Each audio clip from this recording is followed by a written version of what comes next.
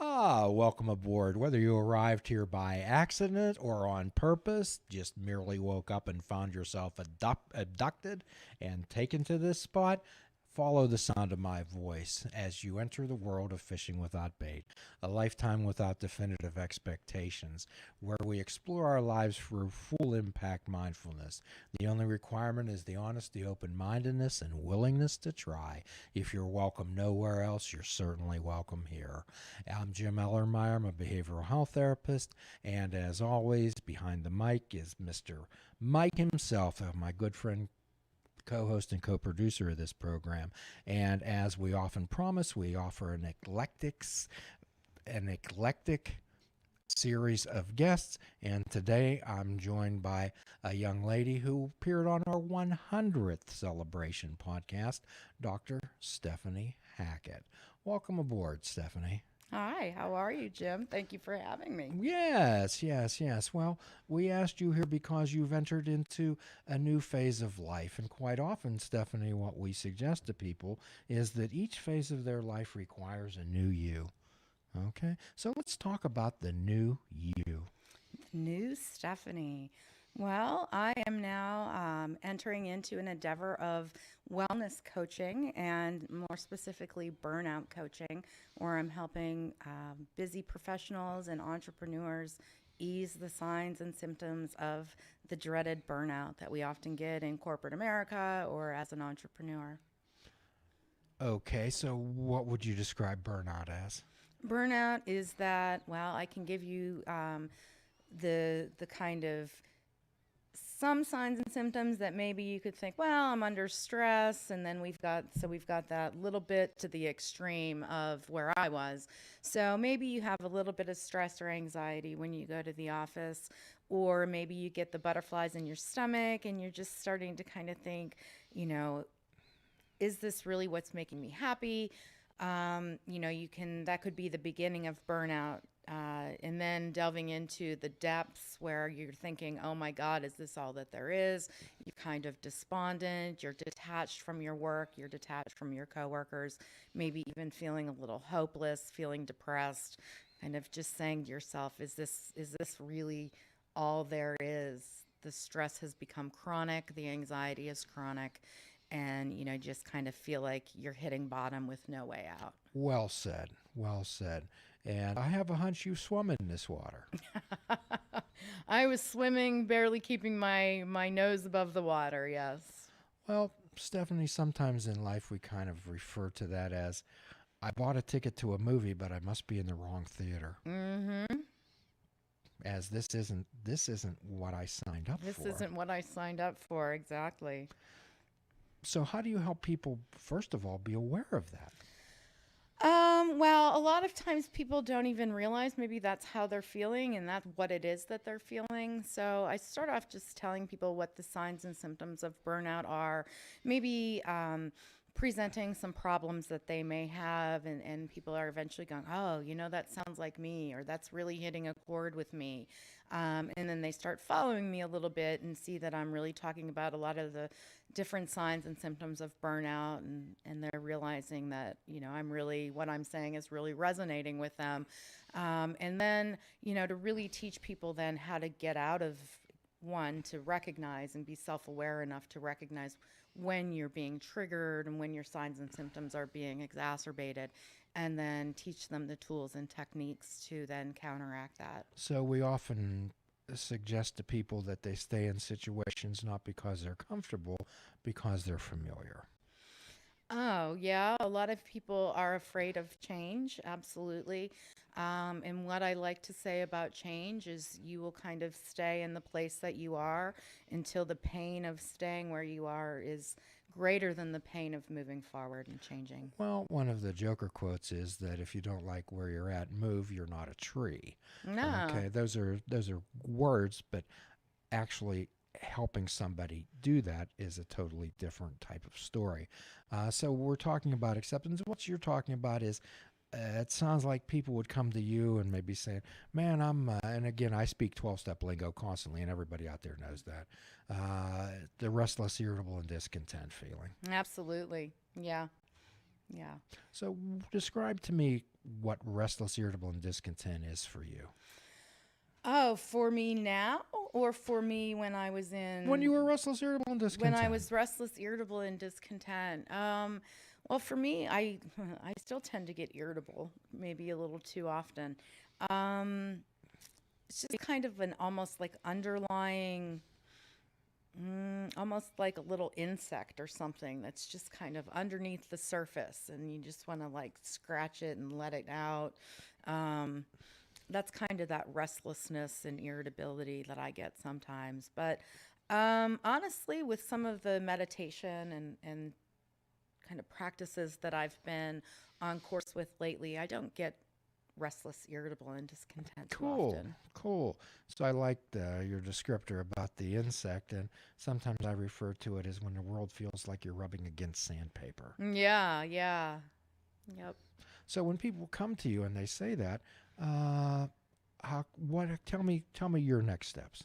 Well, we kind of get, I like to take a future kind of outcome oriented approach to change. So we don't look at why are you feeling that way, what happened. It's really taking that future oriented approach to say, where would you like to be? How do you want to feel? How would you rather feel? What will get you moving toward feeling that way as opposed to, kind of not really focusing on what happened or what caused it, but just focusing on moving forward. What sounds like what you're suggesting is, hey, we know what didn't work. Yep. We don't need to rehash Yep. that. Absolutely. So in the 12-step world, what we often say is, we don't care what you've done. What we care is what you're going to do about it. Yep.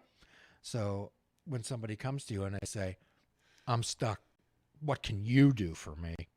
Well, I'm not going to do anything for you. You have to Cool. do the work yourself. Isn't that Yeah. amazing? I can definitely provide information Okay. and accountability and support, but inevitably it's the client that has to do So the you work. just can't make everything all right at once? No, it's a You journey. your magic wand doesn't work? No, the batteries have gone dead. So unfortunately, that's what people expect. We live in a society, in a world where we're constantly bombarded with sight, sounds, and images about what we're supposed to be, and that we're not supposed to experience any discomfort at all.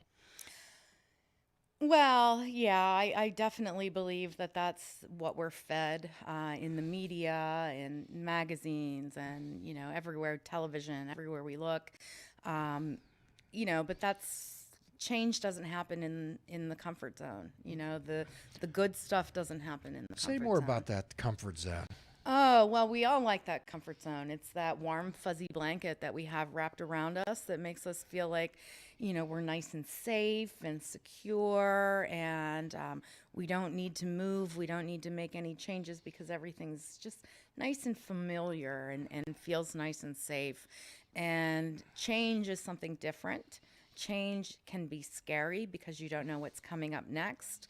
Um, Change is very scary because of the unexpectedness of it, I think. Unexpectedness of it. Yeah. That's great. So sometimes we refer to that comfort zone. Sometimes we refer to people as a balloon with an infinite capacity for expansion. And sometimes our job, Stephanie, is to get people frustrated enough so they inflate enough to get against that bonds, that barriers of that comfort zone.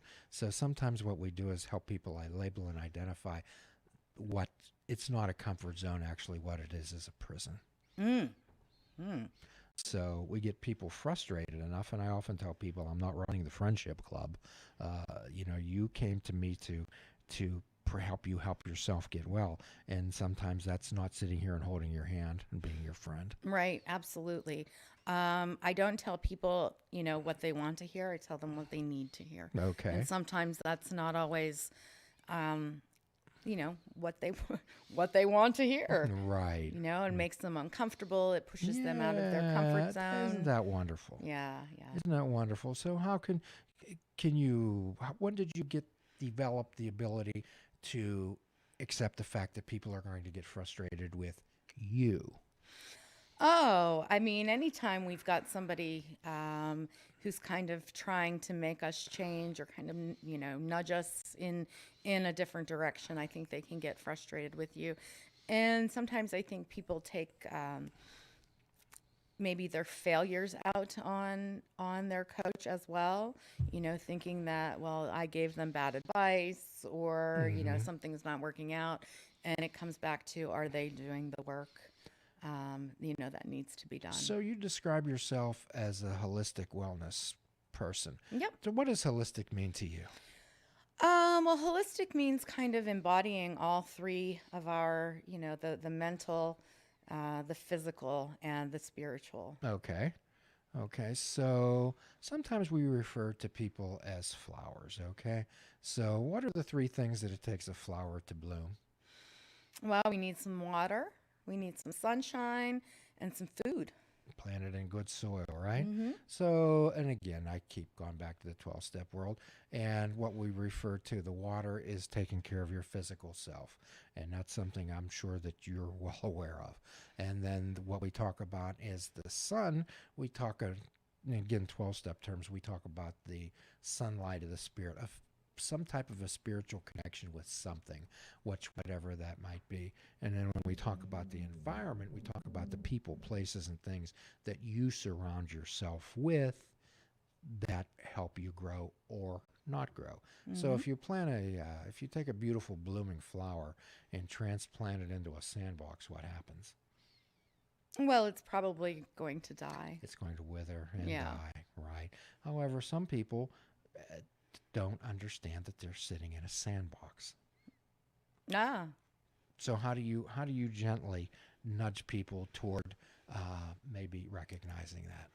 It's a lot of just asking some powerful questions, getting them to really delve deep into, kind of the inside of themselves. So Yeah. asking things like, well, how do you feel about this, or posing a scenario or a metaphor and saying, how does that resonate with you, Yeah. and getting them to really explore kind of the inner workings of their mind, explore their feelings.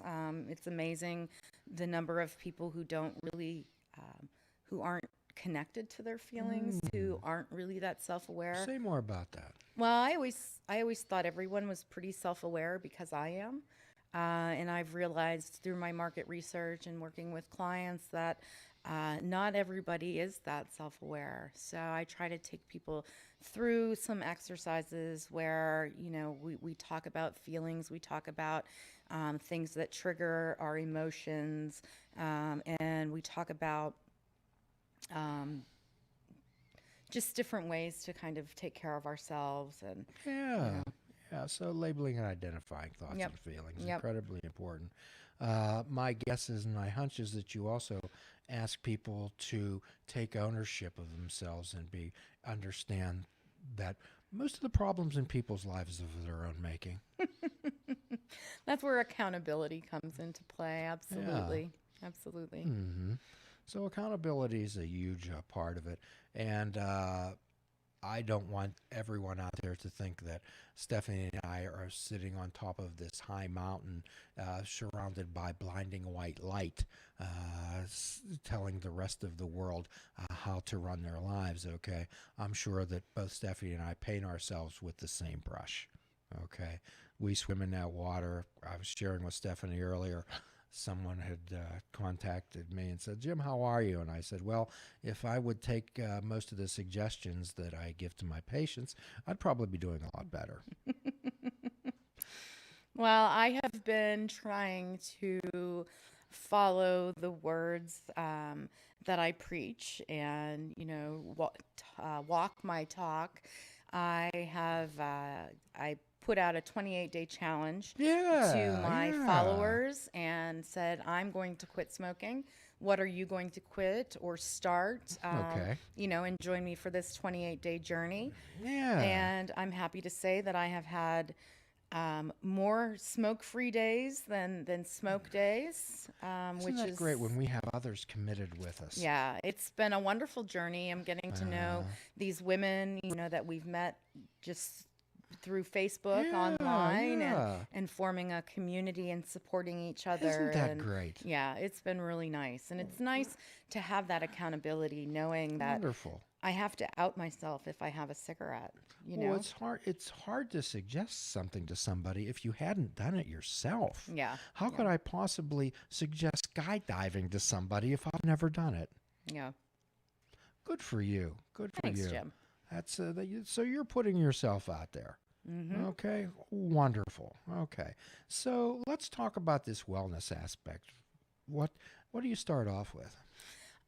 Well, I really like to start people off with, because we know that they're coming to me because they have some kind of problem and they're looking for some kind of change in their life. Ah, okay. Right? Something is not, they're not content with something and they need to change, whether they know it's their Yeah. job, maybe it's their Yeah. weight, maybe it's their their frame of mind. They realize they've got the wrong frame of mind. So we come to a decision of, what is your goal? What do you want to change? I go through very in depth with goal setting and helping people set goals, determine what goals are achievable. I like that word. Yeah, coming up with action plans and really delving deep into what is your why. What is the why, the big reason behind your behavior change? So, how do you suggest to people that some goal or two may be unrealistic? Well, I like to not necessarily tell somebody that their goal is unrealistic, but really kind of reframe it into, what are some, how can we break it down into more actionable goals for things that are, I like to have people break down their goals so that they have small successes and frequent successes. So, if you want to be a gymnastics instructor, but you've never actually done a cartwheel, you're not going to just in 6 months probably become a U.S. Olympic, gymnastics coach. You're going to have to go through some baby steps along the way. So we can take that large, seemingly impossible goal and break it into things that are a lot more manageable and shorter time frames, I so like that that you're term. getting some successes along the way. I like that term, reframing. That's Yeah, so yeah. you ask them to put it in a different light, and one of the things that we attempt to do is point out blind spots to people. Mm-hmm. So it's one thing to say hula hoop because it's good for you. It's another thing to say hula hoop because it's good for you, as evidenced by, and here's the reasons that, Mm-hmm. here's the benefits that you will achieve. Yeah. So, and that, you just can't make those up, or you can. So these people have to have confidence in you. Yes, they do. They want somebody who has walked a walk, and they say, well, what do you know about this? What has your experiences been with Yeah. this? Okay. Well, I have a lot of experience from corporate America, so I definitely know what the burnout feels like from that aspect. So you're aware of that type of pressure and Mm-hmm. maybe the impersonableness of it. Yeah, Okay. absolutely. And I think that's where a lot of people get lost in the world. Have you ever, do you get people who feel that they've lost themselves? Yeah. Occasionally people will admit that. Well, that has a great deal to do with it, and burnout and Mm-hmm. and those type of things, when they're constantly reinforced that they're not good enough until it becomes that old self-fulfilling prophecy. Right. Absolutely. So I read all of your blog, and it was well written. And you talk about visualization, and you talk about positive self-talk. Say more about that. Well, I'm a huge fan of visualization. I keep a vision board in my kitchen that has affirmations on it, has goals on it. And you can do visualization in that way, or you can just do visualization in your head, where you Okay. just spend a few minutes, calm, distraction free, and just envision what you want your life to look like, or even feel how you'd feel when you've reached that goal, and just start to really, even imagine the smells in the air, the things that you're feeling, and Okay. really just use your imagination to put yourself in that position of what you want to be accomplished, once you've reached that goal that you're setting out for. And I think that we live in a world of instant gratification and wanting things now. And I think most people don't understand that this is a cumulative type of effect.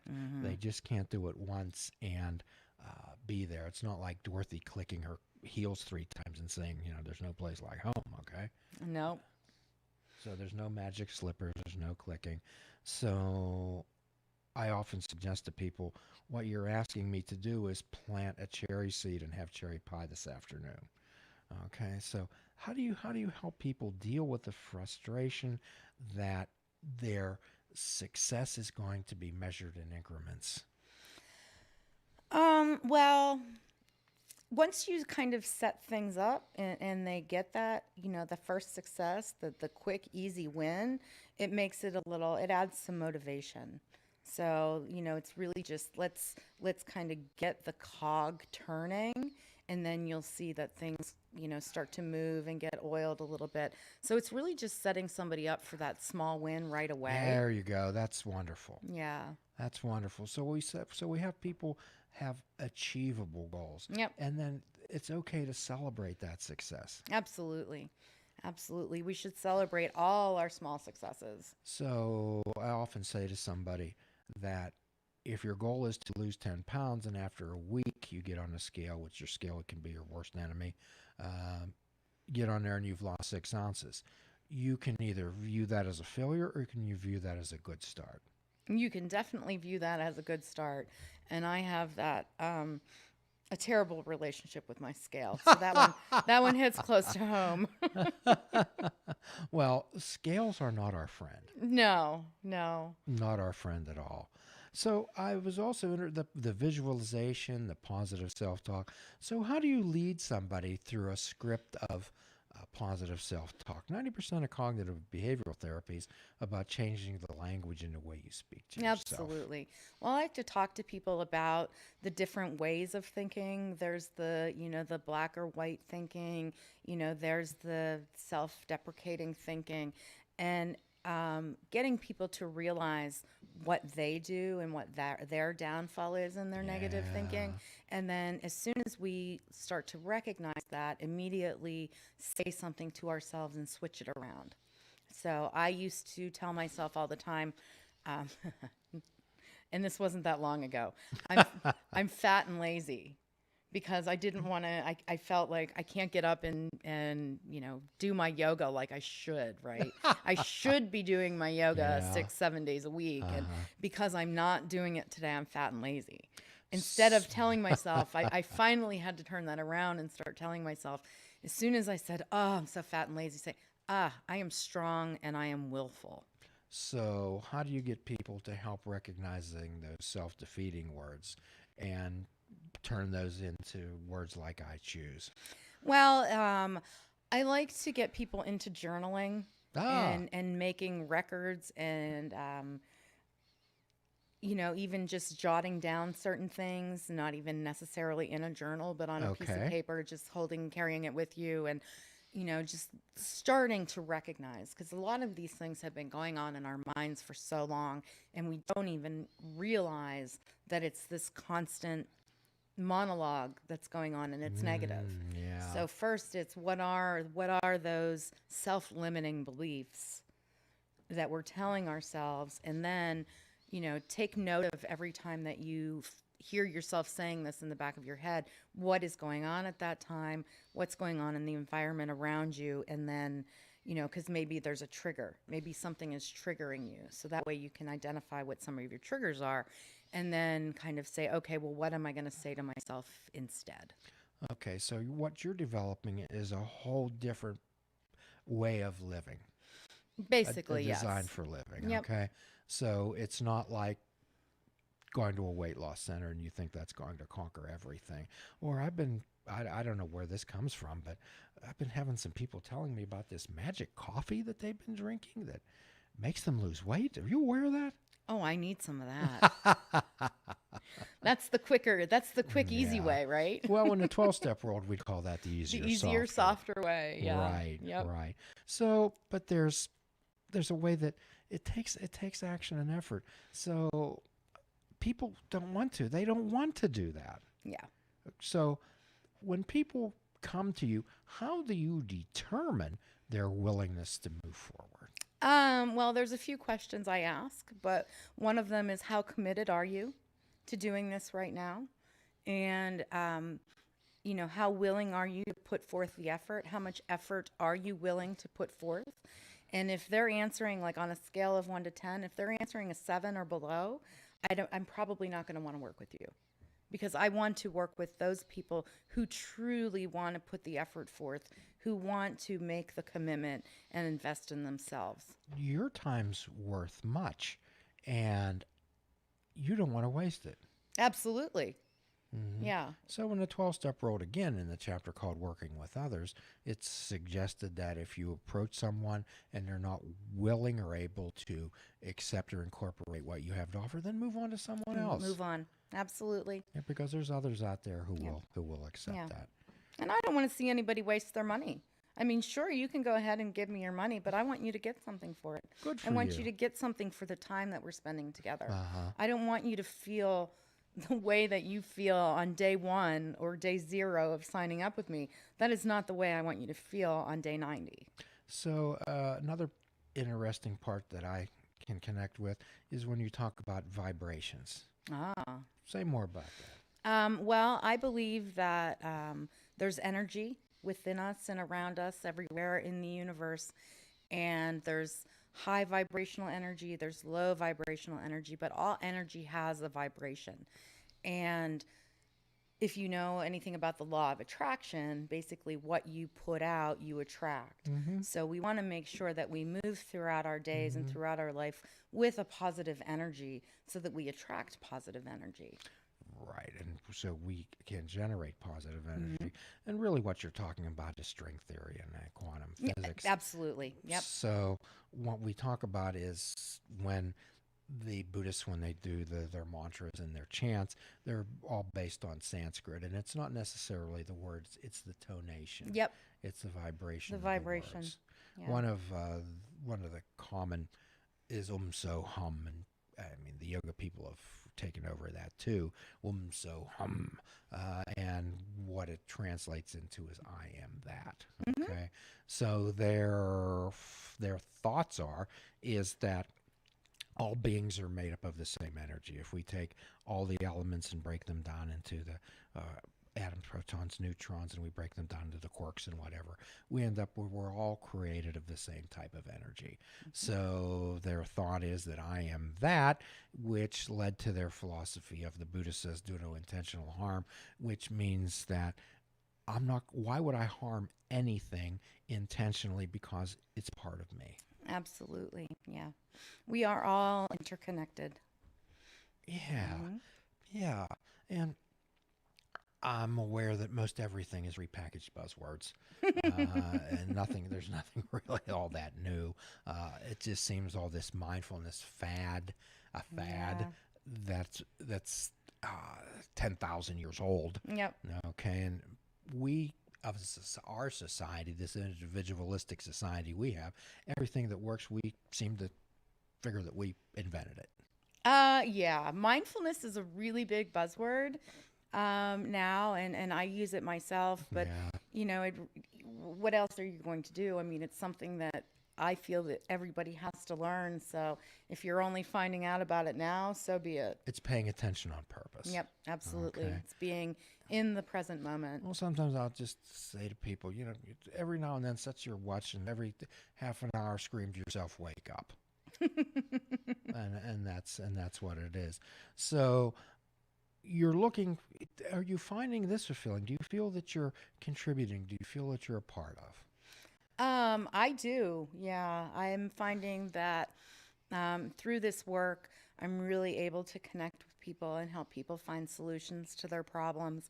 And it gives me purpose. Yeah, it gives you purpose. Yeah. And I have a hunch that that's what also part of the wellness plan for you with people is for them to find a purpose. Absolutely. Also. Yep. So, and again, when we get back to the thought that most people stay in relationships, jobs, whatever, because they're familiar and not comfortable. How do you help people with the courage to change? Well, I talk people through the stages of change where we're in that pre-contemplation phase, and then we kind of, well, maybe we'll change, and then coming up with a plan. Well, I think I'm going to plan to change. So just working them through, finding out where they are. I mean, some people have no intention of changing, even though they know they have bad habits, whereas other people know they want to change, but they don't really know how. So I'm there to offer that support and help them find creative ways to bring that change into their life in ways that mean something to them as That well. means something to Yeah. them. And we can't put our own template of life on other people. Simply because we like chocolate ice cream and it makes us feel happy, we can't expect everyone else to eat chocolate ice cream and have the same results. Absolutely. Yeah. One of the topics that I go through with people is motivation, helping them find their motivation and what works for them, what's going to keep them moving forward toward that goal that they're aiming at. Oh, that sounds exciting. Do you ever find people actually, when they start to open their eyes up a little bit and get a little bit of light in their eyes, that they actually say, hey, wow. Absolutely. Yeah. It's fun to see people have those insights into those Yeah. aha moments. Yeah. How is it to have people feel excited about their life again? Oh, it feels very rewarding. It's Yeah. really nice when I've worked somebody through some process and we come out at the end of a session with an action plan or, a list of ideas that we were working toward. So, when did you feel that you started to get excited about your own life? When or what? When? When? Probably last year, when I separated from corporate America Okay. and did a lot of soul searching. Was thinking maybe I would go back to teaching, maybe go back to school. I thought maybe I'd go into counseling, and because I knew I wanted to somehow help people and teach at the same time. And when it finally clicked that coaching was the way for me to do that, it was very exciting. And I just jumped in with both feet. I didn't even bother even thinking through it maybe as much as I should have because it just felt like the right direction. So I Okay. just jumped in with both It feet. felt like the right thing to do? Yep. Okay. Well, Stephanie, there's a difference between a risk and a gamble. A gamble is when you can lose everything. A risk is something that you can recover from. Yeah. Yeah. So my thought is that you have some other people in your life that are supporting you through this. Oh, absolutely. Okay. Absolutely. Yeah. My husband. Okay. Well, tell about a husband when his wife comes home and says, "Hey, guess what? I'm reversing course." Oh, my husband has been very supportive of me during Uh-huh. this transition. Yeah. It has been wonderful. It's nice to know that I have the liberty to kind of follow my dream and follow my own creative course. So what you're saying is this person gives you the freedom to decide. Absolutely. Yep. Okay. Yep. Do you believe that this person understands you? I do Do you believe this person listens to you? most of the time. Okay. Do you believe this person respects you? Yes. Do you believe this person gives you the benefit of the doubt? Yes. Okay. So those are core emotional concerns. And if somebody isn't giving you those type of things, give me a reason that those people are in your life. This is what I'm talking about, the people you place around you. Yeah. Well, these people could be your employer. They could be your neighbors. I mean, there's a lot of people, in any area of our life that could be a non-supportive person that we kind of have to have to be around if we so choose. I like that word also. Yeah. I mean, you don't have to be around that negative Nancy boss if you just find yourself a new job.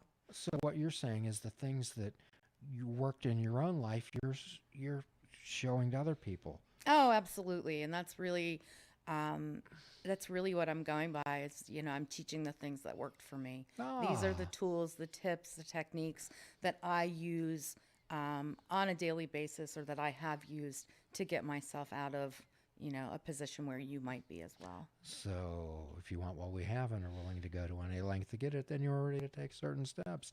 At some of these steps we balked. We thought we could find an easier, softer way. But we could not. With all the earnestness at our command, we beg of you to be fearless and thorough from the very start. Yeah.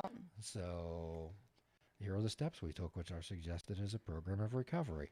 So we're all in recovery from something. We are all are in we not? recovery from something. Yeah. Absolutely. Do you help people understand that they don't have to go on this journey by themselves?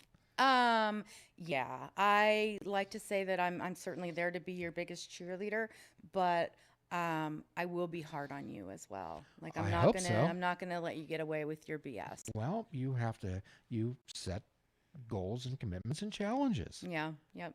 and not unrealistic, of course. So if someone would say, hey, I really like what Stephanie has, and I'd like to maybe talk to her a little bit more, how would one contact you? Sure. Well, my email address is stephanie@embody360wellness.com. My website is www.embody360wellness.com. Or if it's the only thing you remember from tonight, you can go to theburnoutdoctor.com. The Burnout Doctor. The Burnout Doctor. Wow, isn't that cool? Okay, well, that's great. So we certainly lovely Stephanie was here with us this evening. And as a disclaimer, some transparency, Stephanie and I have been friends since before yesterday. And as at the end of every podcast, we offer a free prescription, and that's fruits, nuts, and vegetables. Unplug your television and take up fishing. And for a truly mindful experience, we suggest that you fish without bait. Forgive yourself, forgive another. Do a kindness for yourself.